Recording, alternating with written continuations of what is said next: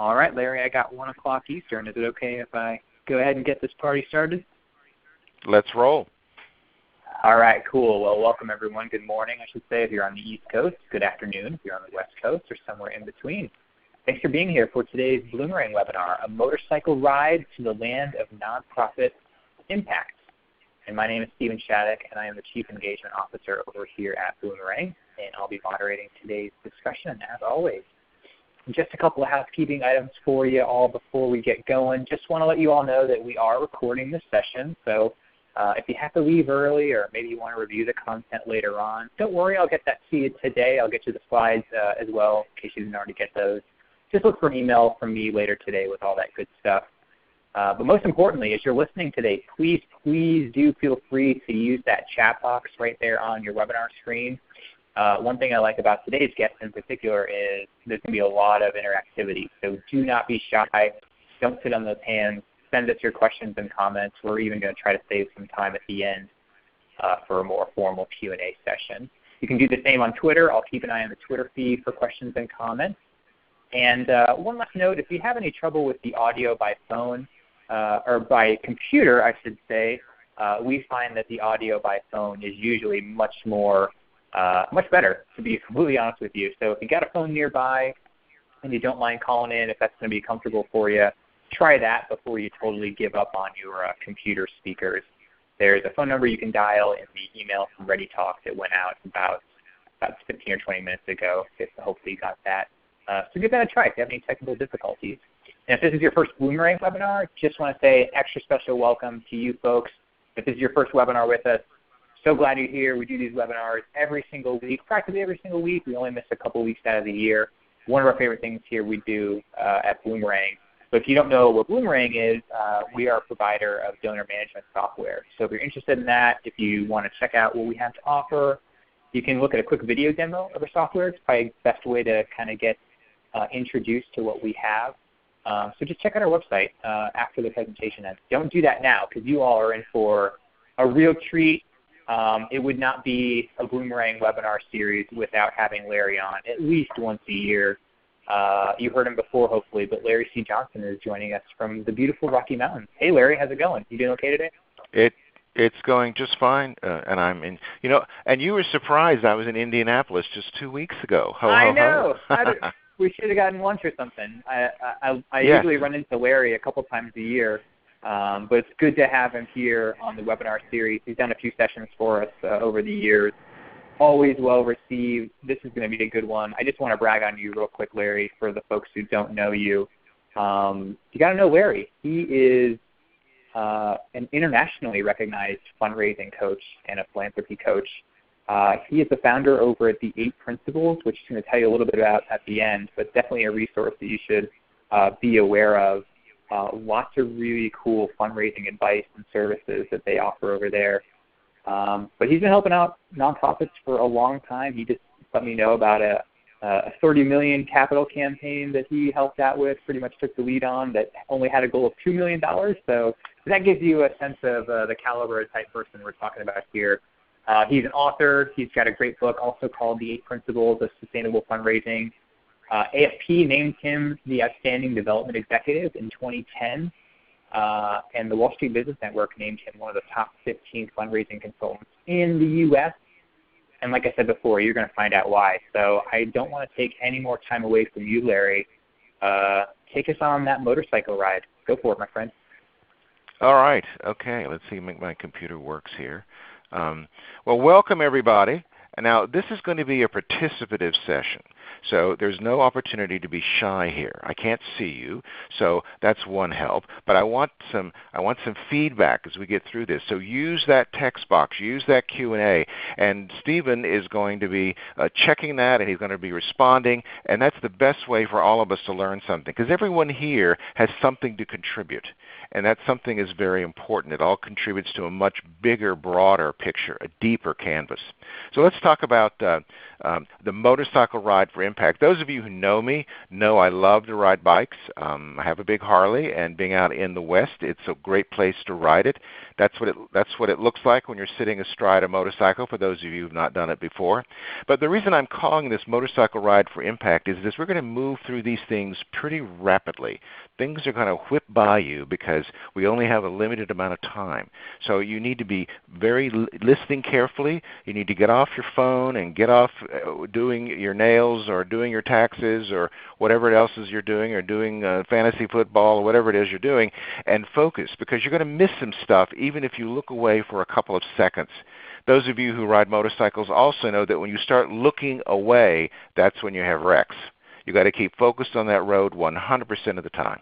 So that's my reason for saying it's a motorcycle ride today. The first thing I'd like to ask everyone this morning is how many of you out there really enjoy what you're doing right now? Just say yes and type it in the box if you do. How many people really, really enjoy what you're doing? Oh, I see some yeses coming in. That's great. Great. Terrific. Yeah, yes. Because if you're not enjoying what you're doing, you're in the wrong place, because you're not going to be that effective, and you're going to be borderline miserable most of the time. So now here we're going to get a little more pointed with the question. How many of you out there are willing to do whatever it takes to raise the money so that your organization can have a greater impact in the world it serves? How many yeses are going to be out there for that? Okay, you're committing yourselves. All right. You know, you're going to jump out of an airplane with me? Oh, yes, within my boundaries and within the bounds of the law. Well, I don't exceed the bounds of the law, but I suggest that your personal boundaries are probably a little broader than you think they are. Here at the 8 Principles, we follow a technique called radical honesty, radical transparency. For those of you who know Ray Dalio, who wrote the book Principles, we are an idea meritocracy. And everyone from the person who answers the phone to myself can contribute and challenge anyone else and come up with an idea. And all ideas are considered. And those who work with me will tell you that. So you can call in after and find out the real scoop. But that's what we do. So we're going to be talking about impact today. Impact. You know, that's the whole purpose of your organization, is to achieve something greater in the world. So money is simply a means to an end.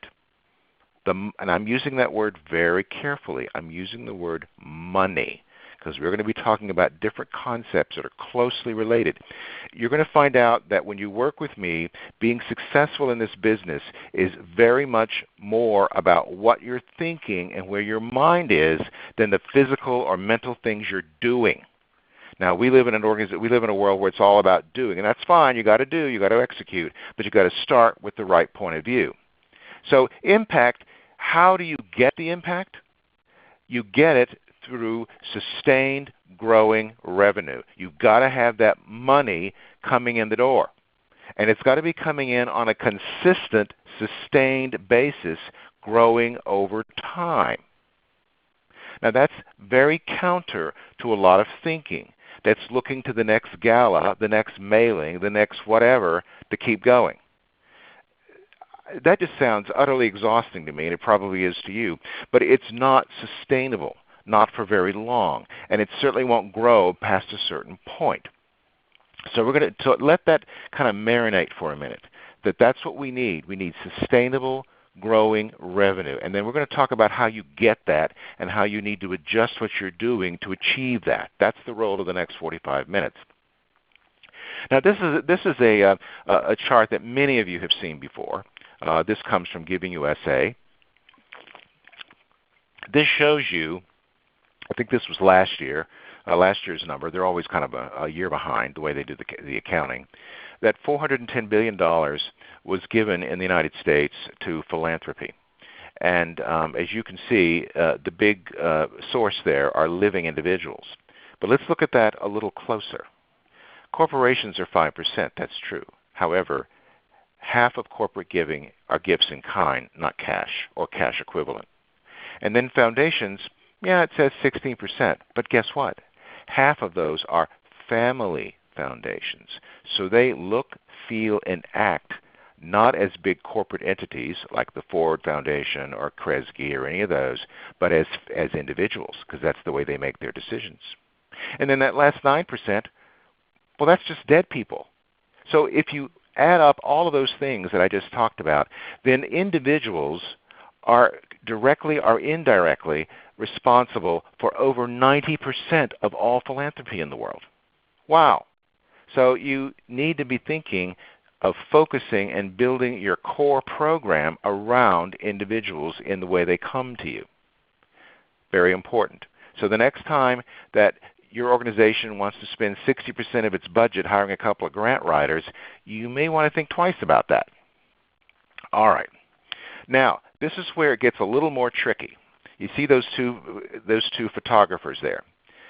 Fundraising, the act of raising money, and philanthropy, the act of giving money, are mirror images of each other.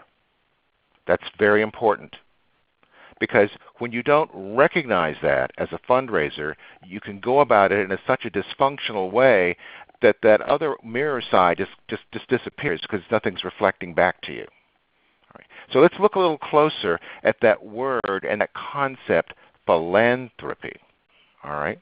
All right. I'd like to know who can tell me where the country where those windmills are located. Just type in the country name.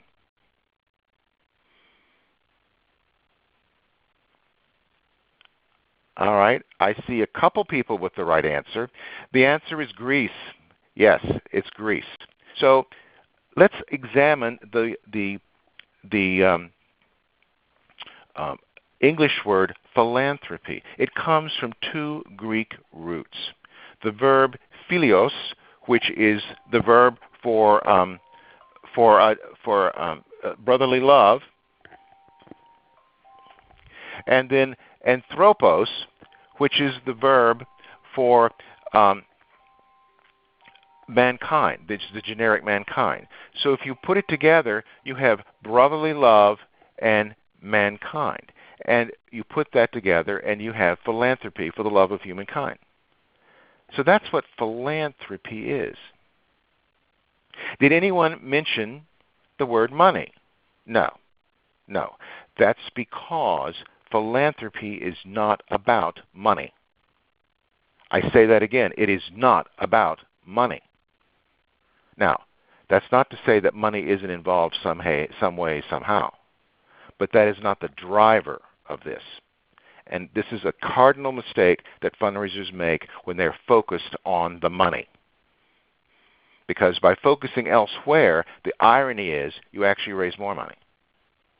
Now, let's go back to that $410 billion.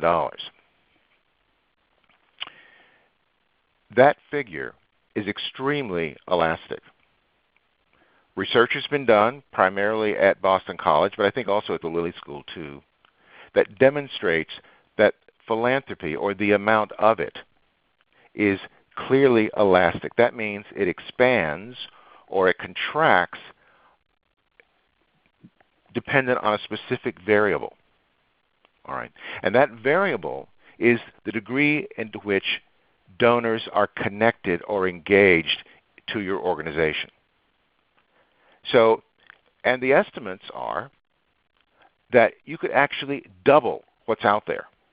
In other words, not 400 billion, but 800 billion. So I tell my clients and those that attend my workshops, there are hundreds of millions of dollars on the table every year that you walk away from because you're simply not engaging or connecting with that money. And and that has a pretty deleterious effect on nonprofit health. How many of you have worked in a nonprofit that looks like that little building there? Get some yeses here. How many work in a nonprofit that looks like that now? All right. Let me give you what those numbers mean. 50% of all nonprofits, C3s, public charities in the United States, have 30 days or less of cash on hand. Anyone want to venture what the standard number of days of cash is considered healthy for any organized business? Anyone want to put that number down there? Who wants to guess?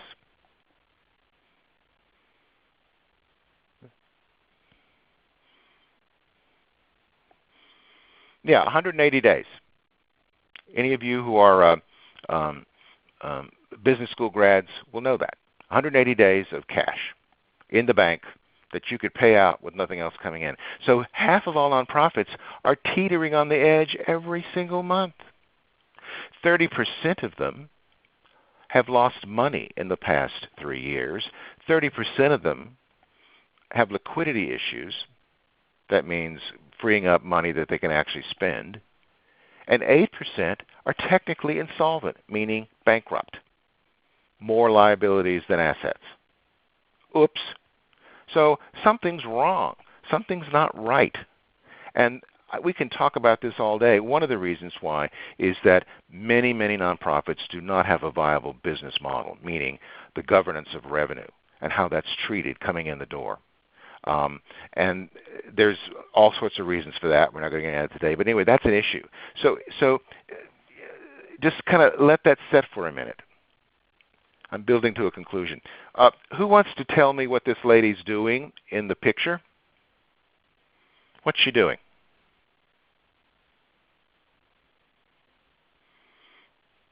Oh, people are thinking. Scratching her head. Oh, the right answer. I see it. Great, great, great.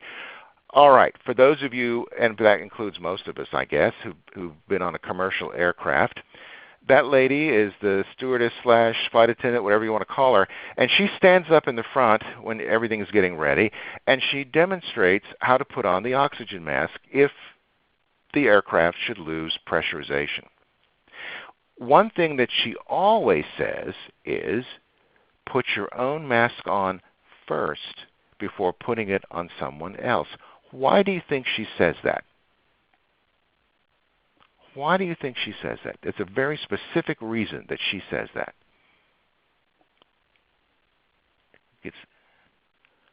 Well, almost. It's not so you don't well, it is sort of so you don't pass out. That's right. Because if you don't put it on yourself first, you will pass out before you can help anybody else. So you both die. All right. Now, let's translate that concept to the way nonprofits handle a lot of money. They're so busy spending money saving the world, they're not generating enough money and building an infrastructure and building a machine that generates enough money to keep themselves going. I mean, I can't tell you the number of times that when I've suggested to a client, you need to pull back on some of your programming for a few years until you build this infrastructure so you can begin to deliver more things. Oh, well, we can't do that. We have to keep expanding our program. And of course, my response is, with what? You see, then that becomes an issue. So you combine that attitude with the lack of business acumen, and you figure out real quickly the problem is not the fact that there's no money out there. I never want to hear that from anybody, because that's just a crutch. That's someone who either doesn't want to understand or they're avoiding the issue. So we've looked at some things. So what really is holding people back? What's really holding you back? Well, let's look at some of those things that are really, really hampering the fact that you're not raising sustainable, growing income. And these are all things you can change and have nothing to do with how much money you can spend or how big you are or how much talent you've got to throw at the problem. Number one, your resistance to change. Nonprofits are notoriously risk-averse. You know, I do believe there's some out there that would prefer to use a rotary phone if they had the opportunity. Really. That's the first thing. That's probably the biggest thing. And another thing is they're also scared to death if anything goes wrong. Oh, my God. Well, what if this happens? What if this happens? You know, what if, things that if they did happen, we wouldn't have to worry about anything anyway. All right. So because of their unwillingness to make changes or their fear of trying new approaches, you've heard, and that gets expressed certain ways. Oh, we're different here. No, you're not. 2, we've always done it that way. Oh, and you want different results? So because of that, you end up with, the same party and the same mediocre results. Does that look like some of your galas you've been to? Type yes if it does.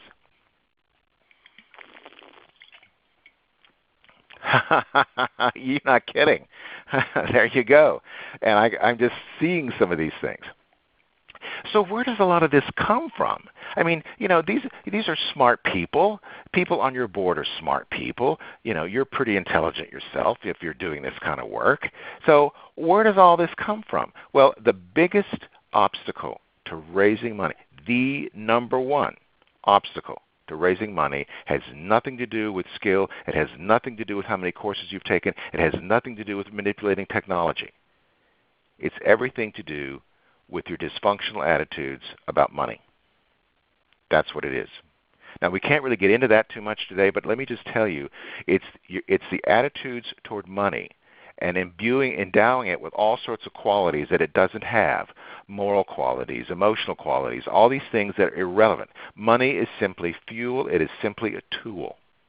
And you have to remember that fundraising is not about money. It's about something else. And so we have when we do workshops of the 8 principles, we have an assessment we put you through that shows you how functional or dysfunctional your view of money is and how that's hampering your ability to work with donors. And we get into that in some detail, but we can't do that today. Come to a workshop, sign up for a workshop, then you can do that. But just bear in mind, this is what's holding you back more than anything else. And as a result, what happens is that your donors are disconnected from you. They're not interested. They're doing something else. We live in a world with all sorts of distractions. It's hard to believe that the smartphone is only about 10 years old. Wow, you think it's been here since Moses. But oh no, it's just about 10 years old. And it's so changed the way so much stuff is done. But even before that, people's lives are very busy. And they've got lots going on. And so for you to engage them and connect them takes effort. And it takes time. So if we're going to start building fundraising programs that have sustainable, growing infrastructures, and believe me, as we saw, there's plenty of money out there. It's not for lack of resources. And I don't care whether you're a small $1 million agency or a big $100 million agency, that is irrelevant. And I don't care if you're in a small town, big town, middle-sized town. That's also irrelevant. There's a great deal of money out there that is not being tapped. I have a new partner that I've just brought into the business, and he's not really from the fundraising business, but he's doing something else, and he's gotten into this. He said to me, last evening, he said, Larry, there is a lot of money out there. I didn't realize there was so much money there. Yes, there is. It is just waiting for you. But what it requires is a different mindset. You're going to have to change the way you're thinking, and this is not easy. It's easy to run out and I'll mail this thing, or I'll call people this way, or I'll use these tips or whatever. Those are surface things. You're going to have to change the way you're thinking before you start getting different results. And here's the way I suggest you do it. Most of us live in the world of process. It's what we do. It's our techniques. It's mailings. It's interviews. It's all this stuff that we do. It's emails. All that. That's process. It's technique. Even something as good as Bloomerang is process. It's a good tool, but that's all it is a good tool. And you can't expect it to raise the money for you, because it won't. And I'm sure Steve would wholeheartedly agree with me on that. All right. It's a tool, and it's an effective tool if it's used properly. Okay? So process is not where you need to have your initial focus. And the reason for that is there's so much stuff out there. But all of our organizations, they differ a little bit. There's a lot of similarities, but they differ a little bit.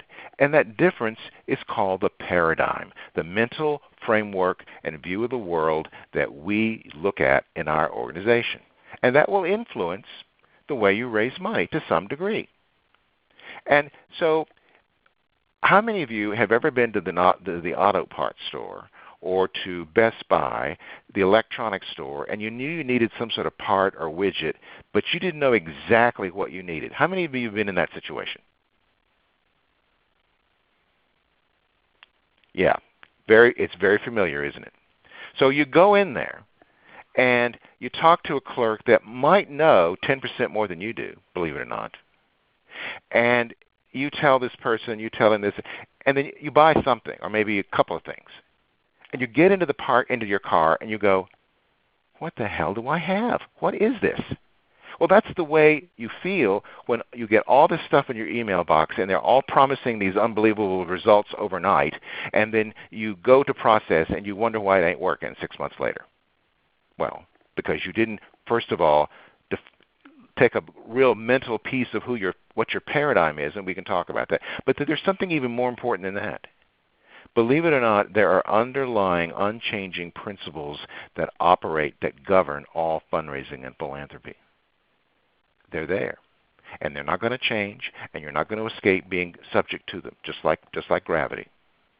And when I wrote my book, The 8 Principles, I simply put names on them. That's all I did. I didn't invent these things. They've been around since the beginning of the world. This is a function of human nature. But I do call them the 8 Principles of Sustainable Fundraising. And I can take any given nonprofit. I can take your nonprofit. And I can show you very quickly how you're either aligned with or in opposition to each one of these principles. And that determines how much of a tailwind or headwind you have. And I'm going to talk about a couple of them today that I think are important specifically for impact, and I think they kind of fit together. The first one is, Principle 1 is donors are the drivers. Donors drive philanthropy. They're in charge. They're in charge. They're making the decisions. But they don't drive it with their money. No. Now, money's involved, but it's not about money. It's about their, and I underline the word their, personal self-fulfillment. Their personal self-fulfillment. Donors drive philanthropy through their desire to actualize their personal values and beliefs. Why do you think 30% of philanthropy goes to religion? That's your best friend, is a person who is focused on their faith, because you've got their ear. And the closer you can align your organization with their personal values, the more they're going to hear you, the more they're going to be interested in you, and the more they want to invest in your future. So just remember, I'm sorry to say, you're going to have to get over it. It's not about you. It's not about your wonderful organization or the wonderful things you do. It has nothing to do with that. That is simply tangential to the donor's needs. It's not about you. And that's hard to get over for a lot of people, because all of you are mission-driven. You're doing things you believe in, and that's just fine. There's nothing wrong with that. But when you're working with donors in an attempt to get them to invest in your organization, they're investing for their reason, not your reason. So you need to come to terms with that. So that's going to get you sustainability, donors that are investing because they believe in you. Principle 6 is divide and grow, and that's simply the principle of treating different donors differently. Okay? Donors come to you in different sizes, at different points in their life, with different capacities, and so you need to treat each of these donors in a way that makes sense for them. The principle of treating different people differently. And as I said to you, this is the key to growth. This is what grows your program over time. Because if you don't adhere to this principle, what you end up and get are a lot of entry-level gifts from everybody. The one that can write you a check for $25, the one that can write you a check for $25,000. You'll get the $25 from everybody. All right, and that's what you don't want. So the first thing you need to understand is sort of part of Principle 1. Donors are on a journey. They're on a journey, a personal self-fulfillment journey. And you see those Beto there. They're out there in that desert, and they're on a journey. There aren't too many landmarks out there, and that's why they need a guide. And that guide is you. You're their guide. You see, you're not coming along to extract anything from them. You're guiding them on their personal self-fulfillment journey, because guess what? They're the hero. Now, most of you know there's this big push in the last couple of years on nonprofit storytelling. Well, I'm going to be very upfront and very bold and just tell you 98% of what's said at those conferences is absolute bunk. And here's why. They think the story is about them, and it's not. The story is about the donor. The donor's the hero, not the organization. And so they totally miss the point. They make it narcissistic. They make it about themselves, and they wonder why donors are only marginally interested. Or they're being guilted into giving. I think one of the things that I find most revolting and most exploitative is these children's charities that put these photographs of these pathetic children who are dying of starvation in an attempt to get you to make a gift. I just find that so obnoxious. And I'll just let it go at that. And there's no need to do that. So if we're going to adopt a new way of looking at this, if we're going to put donors in the seat of being the hero, we're going to treat them differently as they go along. How do you do that? Well, this is something that we call the donor progression pipeline. It comes right out of my book. If you buy the book, it's in there, and there's a full description of it in there. What this shows, this is not a moves management system. This is not a tracking system. That is not what this is. What this is showing is how donors travel through your organization emotionally. Emotionally. All donors come to you through some sort of acquisition vehicle. Somebody recommends it, they get picked up, they make a gift through any of those vehicles you see there. And then over time, if you're attentive to them and attentive into their needs, you can upgrade their gift into something a little larger that's cash. And then over time, as they grow closer to you, you can actually get them to give you a gift of assets. It doesn't have to be a large gift of assets, but it's very distinctive. We're going to talk about what that means in a minute. And then, of course, at the very end are the deferred gifts and bequests, which are simply asset gifts that are given with a secondary motive. That's all they are. There's no big mystery there. Okay. And then wrapping around all this, as you see, is the fact that it's a continuous program of bringing people closer to your organization. That takes time. That takes effort. That requires a deliberate, focused program to do this. Now, you'll see over here that from left to right that it gets more, that at the very left when you're acquiring donors, there are lots of arrows there. That means it's really expensive. It costs a lot more to get new donors in, dollars and cents, mailing, postage, staff time, all that stuff that costs money. It costs a lot. If you keep your donors and you maintain that, the cost to keep them, as you see, gets down there, it gets to almost nothing. And so that their lifetime value to the organization is huge, huge. You know, I can't tell you how many organizations focus all on the left-hand side of this graph and they wonder whether they're not raising any more money. Well, they're spending it all. Their donors are going out the back door as fast as they're coming in the front door. You can't get sustainability and growth with that. No. So let's go back to the idea of an asset gift. How many people have heard the concept major gift? Just type in yes if you have. Okay, great. Well, you know, for those of you who think I just like to debunk things, I spent most of my life in capital fundraising. I've negotiated 8-figure gifts. I've been with the big players. That's sort of the big part of what I've done in my career. However, the question I'm asking is, what the hell is a major gift? What is it? Well, it depends on who you're talking to, both in its size, how it's paid, whatever. So, and it's internal. It's an internal thing.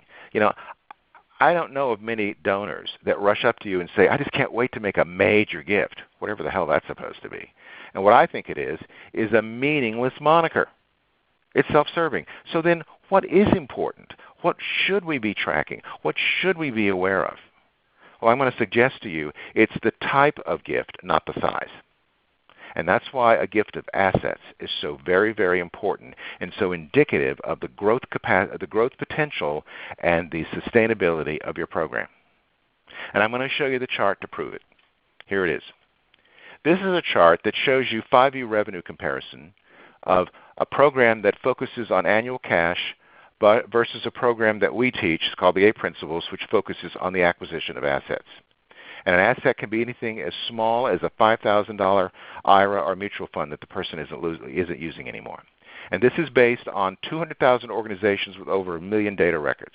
So this is verified. You know, I'm not smoking anything here. So if you look from left to right, organizations that have annual revenue of 100,000 to 500,000, in 5 years they'd be doing 400% more than they are doing now, and so on the up. 500 to a million, 175 more percent more. 1 million to 2 million, you've got 100% more. So there you go. When you're focused on assets, you've raised more cash and assets, because that's a revenue number we're looking at. That's a revenue number. That's a converted to cash number. So if you're focused on that, you're going to see some pretty heavy growth pretty quickly. But you've got to build a system like I just showed you, and then maintain it, and then it becomes a machine over time. Success is never a one-time effort. It's a way of life. Please, please, please, please, please cover your ears when the sirens of the silver bullet arrive, because there is no such thing. And to give you an example of history, I'm sure all of you know about the American Gold Rush in the mid-19th century. Well, what group of people do you think made most of the money out of that gold rush?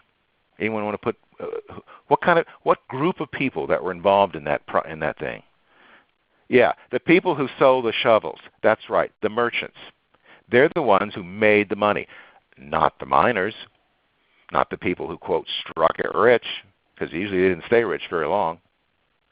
But it's those people who were there day in and day out and day in and day out and provided the needed service. They're the ones that walked away with fortunes. Anyone ever heard of Leland Stanford? Stanford University? Okay. That's the source of his wealth. That's where it came from. All right. So, fundraising is about people. It's not about money, even though money is involved. When you focus on people, however, you raise more money than ever. I guarantee you. So, all right. So I'm sitting here in my office, and I'm going, so what do I do now? How do I make this work? Okay, I've got a board that's only mildly engaged. I've got an executive that looks at me funny every time I tell him to do something or her to do something. So how do you do this? Well, here's the way to do it. First of all, you need to have your leadership and your executive learn the 8 principles. You need to internalize those. You can do it on your own. We can also do a workshop for you. Sometimes it's better if somebody outside says the hard things. But once you know those principles and you've internalized them, the next step is to figure out who you are as an organization and how you is the best way, the framework in which you raise money. The framework. And then once you have those 2 things in place, guess what? Choosing the methods, whether it's a mailing or whether it's a peer-to-peer or whether it's this or that, or whatever it might be, that's the easy part. And then you just go out and do it. And you keep doing it over and over and over. And guess what? You get the result you're looking for. I want to offer you some free resources today that I think will help. There's a one-page one-page summary of the 8 principles. There's a paper that we have that's called the 3 Ps, and it talks about principles, paradigms, and process. It explores some of these ideas that we've talked about. And then there's the idea of growing with assets, how you do that. And if you simply send an email with the subject line saying resources up there at the top to info@the8principles, it'll be sent to you. And they're all PDFs, and they're yours to have. And I hope you get some value out of them. For those of you who want to find out a little bit more, we have something called the 4 Corners Profile. And that's a very easy little thing you can do. It is 20 minutes. You fill out a survey that anyone can do. You don't have to be a fundraiser or a financial guru. And you give us your 5-year goals, and you come back and we score it, and then we tell you you're in one of 4 boxes. This is just like the Boston box, if those of you are familiar with that model. And you're either thumbs up, questioning face, money bag, or bomb, depending on how sustainable or how much growth you have. And then we'll tell you the actual 3 to 5 big steps you're going to have to take to be successful. And then if you decide to go ahead and have you help us in some other way, either a workshop or something else, the cost of this is counted against the cost of any other service, so it's not an extra charge. But we've used this. People love the simplicity of it, and that's the key. It's very simple. It's very literal, and it doesn't lose any of the sophistication in that literalness. So, Stephen, I'm going to go back to this thing here so people can get that info at the 8 Principles. And then the 4 corners is you just say profile and use the same email if you're interested, and we'll get back to you and talk to you about it. So why don't we have some questions? Yeah, I love it. But first, just want to say thanks, Larry, for taking the time to share your expertise and for being here today. So thanks for doing it. It's a really cool presentation. Glad I heard it. Well, it looks as though we have a very active group, and I like that. I like that. It usually is over at the on the Bloomerang series. Usually some participatory people. So if you've got a question, we've got probably, I'd say, maybe 13 to 15 more minutes so we can hang out as long as you all want to for questions. So if anything's on your mind, or maybe if you're struggling with something specific, now's the time. We got an expert here that's willing to hang out for a few minutes. So maybe I can get things started, Larry, with my own question, if that's okay. Mm-hmm. Sure. So we're recording this on November 8th. It's nearing year end. Is there anything that you think that people should be doing this time of year specifically that maybe gets overlooked or overshadowed by all the other things that seem to take precedence in year end? Well, Principle 6 really comes into play here. There again, the focus is usually bringing a lot of money in at the end of the year, and there's nothing wrong with that. In fact, many organizations bring in a good chunk of what they bring in the last quarter of the year, and that's just the nature of a couple of things. It's the nature of the tax structure. People want to get something in before the end of the year, and it's also the nature of what people are thinking about. People tend to think about giving back more during the holidays, and so if you think about those two motivations, they appeal to two different kinds of people. And this is where segmentation is so very important. Those who are already giving to you or have given to you could very well respond very well to another ask for another gift that they could get in before the end of the year. This is also a time when people give a lot of assets. So if you've already done your segmentation, you already know who your people are, and you should know. If you don't, you better be planning for next year. You're missing the boat. Then you know that, okay, I know I have these donors, and I know they may be interested in giving appreciated stock. They may want to write off something they don't need anymore, and you have to be ready for that. You need to have a brokerage account in place and ready to receive it, because they may call you New Year's Eve, and at 4:00 in the afternoon, and you better be ready.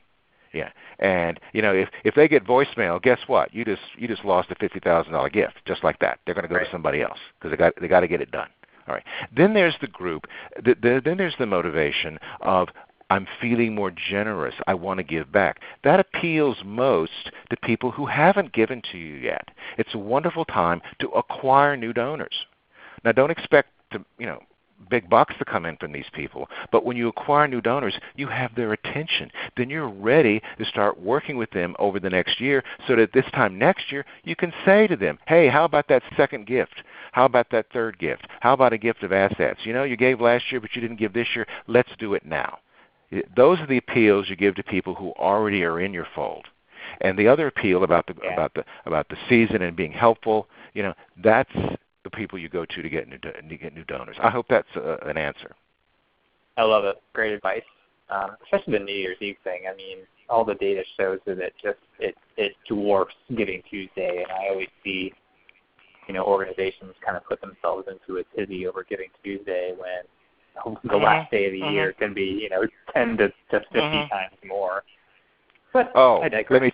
let me tell you, Steve. I was vice president at 4 universities. I was not popular when I said we had to have staffing on New Year's Eve. Right. I was not a popular fellow. So, yeah. I think it was the right thing to do. Yeah, Here's one, of course it was. Here's one from Alexandra, kind of dovetailing from the segmentation issue. Larry, you mentioned kind of finding those true believers, the people that are really, in step with the mission and really believe in you. How do you identify those people? Is it a matter of, maybe surveying donors or, having events, calling people? What's been your experience in kind of finding that cream of the crop people that really, really believe in what you do? All right. Well, I'm going to give you a low-tech and a high-tech solution. Okay? I love it. So the low-tech solution, and I'm from the low-tech era, okay, is that you do a lot of asking and a lot of listening, which means it's a lot of face time with people. And there really is nothing that that substitutes for that. There really isn't. And so I would advise to do that first. You can usually do it with a smaller group of people than trying to amass great amounts of data, because you're going to find that your patterns develop pretty quickly, and you'll begin to see, what the donor profile is that will support you. And you might be surprised. It may have, some of the profiles pieces of it may have nothing to do with your mission. And I'm just choosing something. Maybe for some reason, a lot of people who love sports cars happen to like your mission. Well, see, I'm sure there's no connection there that you can see, but somehow there's a connection in the mind of that person and the way that person thinks. See, there's the key. You have to look outside of the obvious, number one. Then there's the high-tech version. Some of you may be familiar with the DDS concept. That's the Deep Dive Survey concept. That is an automated system that is a series of surveys that are sent out that eventually moves people down into a bucket and puts them in a series of identified buckets as to their primary needs or primary challenges. And the book that starts this is the book just with the title Ask. That's all it is, and it's written by Ryan Levesque. This is not inexpensive. You have to get someone who knows what they're doing. It has to be programmed, but it's a very effective thing, and it's being used in a lot of different fields. For instance, it's being used in the financial services field to identify potential investors for management. And you see, that's something that's not that far from fundraising, and it's being used very effective in that. And so what happens is, if you use it that way, then you get to someone that is a lot warmer to you from the start, and so you have kind of gone through all the dead ends, and you've gotten to people that are relatively warm. So that makes sense. So those are the two ways you go about that. Very cool. Speaking of low tech and high tech, here's a question from Paul. Larry, do you think that print marketing, direct mail still has a place? And given all the attention that email and social media and online seems to get, is there a balance? What's kind of your take on the whole analog versus digital debate? Well, yes, direct mail still works, but it doesn't work uniformly or universally, and so you need to know who your audience is. The better you can make a direct mail appeal, and when I say better, I mean the more appealing and the less salesy, you're going to get more opens. You obviously, with current donors, have the option, and I would give them the opportunity of asking whether they would like things to be done through email or through mail, and then when they respond, you actually honor their request. I mean, I had an organization once that went through all this trouble of asking, and they never did anything with it. Well, what the hell is that about? I mean, why bother? I don't get some of this stuff. I wonder where people's heads are. But anyway, so that's it can be very effective. Now, let me make a comment about that. A lot of you do something like newsletters or annual reports, don't you? Yeah. And a lot of you do this stapled donor envelope in the middle. Well, I'm going to tell you something about that. And I know that not everybody agrees with me, but it's been my experience. The minute you put a donor envelope or a request like that, saddle-stitched or stapled into a newsletter or annual report, that piece ceases to be a piece of content communication and becomes a solicitation. And that's how donors receive it. And people, you should know that those kind of blanket things, it's the spray and pray approach to fundraising. It's not very effective, and it has the potential of turning people off, because all the research shows consistently that the number one negative among donors and how they deal with fundraisers is being solicited too often. And this is something that's especially an issue in independent schools, where they're nickel and diming you for everything that comes down the pike. And I work with independent schools, and that's the first thing I tell them. Get off this thing of soliciting everything from basketball to football to the choir to everything else. Get off that. And let's do a uniform annual fund and build school loyalty. And it's amazing when they finally get around to doing that, how much more money they raise. You're saying really keep the stewardship pieces separate from Stewardship. the Yeah. appeals. Yeah. Mm-hmm. Yeah. Mm-hmm. One thing that you see in my book is we do what's called a communication grid. So what you do is you separate your constituencies into the 4 or 5 major groups, whatever they are, and then you look at a calendar, a January through December calendar, and then you put in each box what that group is going to get from you that month. And you'll be surprised when you do that. You're going to find that certain things are all lumped together and there's no consistency, and some people are missing other stuff because the people, whether it's an electronic mailbox or a physical mailbox or social, whatever it is, they only know what they see. They only know what they see. They don't have the big picture. For every donor, they're looking through a keyhole at your organization. Yeah. Even the most well-designed communication programs, it's a keyhole. And so you need to be very careful and focused as to what that keyhole, what's coming through that keyhole. And each group is different. Each major group has different needs. They have different interests.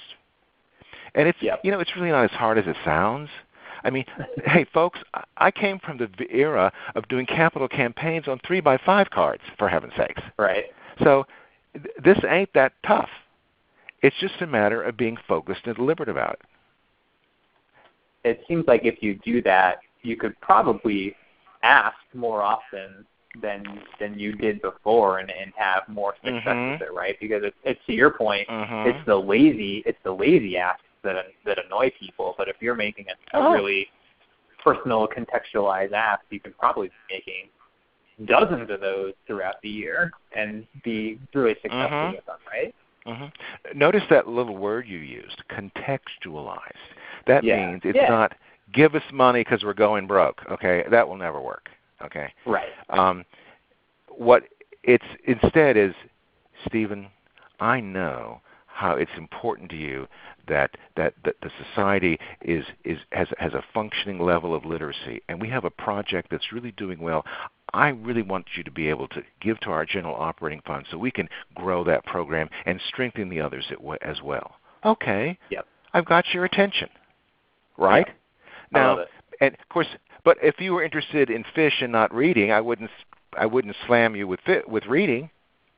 Right. And I'm being facetious, but you'd be surprised how some just subtle differences can make, because you want to feel like your organizations know you and know who you are. That's the key. And with the tools today, it is not tough at all. In the old days, you had to do every this by hand, but it's not that tough anymore, and it's not all that expensive anymore either. I mean, when I first got into this business, CRMs like yours, first of all, they really didn't exist, and the ones that did, they were 10 times the price they are now. Right. So that it did limit the use of that tool to the top 1%. Yeah. Well, here's a comment from Barbara, and I'm kind of interested to get your take on it because I think it aligns well with what we were just talking about. Barbara said that recently they had a donor that came in and paid for a new roof, just paid off the roof for the organization. They had another one come in and just pay off the mortgage, and that was really successful for them, obviously. Do you think organizations should focus on very, very specific usages for those funds, fund designations that are kind of locked in? What kind of place does that hold in segmenting the appeals? Well, it can be very effective. You want to be careful and keep them relatively large, because you don't want it to become balkanized, where you have all these little silo funds that you can't do anything with. And you have to be careful that it's a real need. For instance, I was at college once where they were working with a donor, and they didn't work. I kind of inherited this problem, and this lady decided what she really, really, really, really wanted to give was this ornamental garden lighthouse. Oh, please get real. So, I mean, how do you tell this lady? We just don't want a lighthouse. So I wasn't gonna take this thing. This is worthless. And so I went to her and I just began to speak with her. And she gave the lighthouse because she thought that would help the landscaping. What she really wanted to do was improve landscaping. So instead of this ticky-tacky lighthouse that would have been a total waste to everyone, we got a $500,000 gift to redo some landscaping. Hello. So you have to work with donors. So yeah, and yep. you know, and listen to what Barbara. Think about what they gave. They gave major, basic infrastructure project funding. Yep. Don't tell me that isn't important to donors, because it is. Because if they understand that these things are critical to your overall success, then they will give. If they are vested in your success. If they are vested in your success. Isn't it amazing what happens when you actually talk to a donor rather than just, get annoyed with them and write them off? Oh, let me tell you, I attended a luncheon several years ago, and I was next to this young lady who had just gotten a new job at a local pretty good sized charity, and I won't name it because someone might know it. And I said, so what are you doing these days? She said, I'm donor relations director or whatever. Oh, I said, so I'm just making small talk at this lunch. And I said, so tell me how you like working with donors. Oh, I don't have any donor contacts, she said. Well, when I managed not to spit my soup in her face, when I managed to get beyond that point, I said, so what do you do? What do you do? All she was a damn data recorder. She put in stuff into their system. Yep. That was their idea of donor relations. I was like, okay, fine. Conversation over. Right. Well, hopefully you've helped out some people today. I think that you probably have. I hope so. We're about out of time. I want to just kind of give you the last word, Larry, to plug your website. I know you've got lots of free resources, but maybe tell people best way to get in contact with you. Well, if you can even send an email to this info box, and I'll get it, and I'll respond to you. I respond to all the emails that are sent to me. It may not be in the next 30 minutes, but I do respond. I want you to really look at these resources. If you'll take them seriously, they will begin to change the way you're thinking. For those of you who are serious about making some serious change and you want to know where you really stand, the Four Corners Profile is a very affordable vehicle for doing that, and it's not even an extra charge if you go ahead and do something else. What I offer people is a platform of training and tools. We have a live training platform that's interactive. It's based on the Covey leadership model. We come in, we do that. We also have the same curriculum that we can license to you, and you can deliver it as much as you want. We train somebody on your staff, and you can do that. That's a wonderful way for developing a culture. And then we have an online program, a full video MOOC, interactive MOOC program that's mobilely adaptive called the Oracle League. That's an individual plan for teaching fundraising, and it's all video based. And then we have this Four Corners Profile, which will get you very clearly. This is especially useful for boards, because boards don't think in fundraising terms. And when you show this to people, they go, oh. It's very clarifying. So let me hear from you. As I said, if you're interested in the profile, put profile in the email line. If you want the resources, just put resources in. If you have a personal comment or gripe or complaint or praise, I'll take them all. Just do it in info, and I'll get back to you. So it's been a pleasure, Stephen, cool. As always. Always. Thanks for being here. We'll have to have you back next year, obviously. I'm sure we will. But, this was a lot of fun. Looks like we got some positive comments in the chat box, too. So looks like it was indeed helpful. I didn't have a doubt. It's always good to know. Oh, mahalo. We have someone from Hawaii. Mahalo. Mahalo. Yes. Yes. I love it. Yes, I love Hawaii. Okay. All right, Stephen. Well. There you go. Yeah, this is awesome. So thanks to all of you for hanging out today. I know it's a busy time of year, so it's always good to have you give up an hour of your day to be with us. Hopefully you'll join us on our next webinar. We're going to take next week off, but we got Gail Perry here to talk about major gift fundraising a week from Monday. So if that works for your schedule, join us. Totally free. Scale's awesome. It's going to be a fun one. If you're not interested in major gifts, don't know why you wouldn't be, but if you're not, that's okay. There's other webinars you can peruse on our schedule. We've got lots of sessions scheduled out, even into next year already. So check that out, and hopefully see you again on another session. So have a good rest of your Thursday. Have a good, safe weekend. I will send you all the recording later on today, and we'll talk to you again soon. Bye now.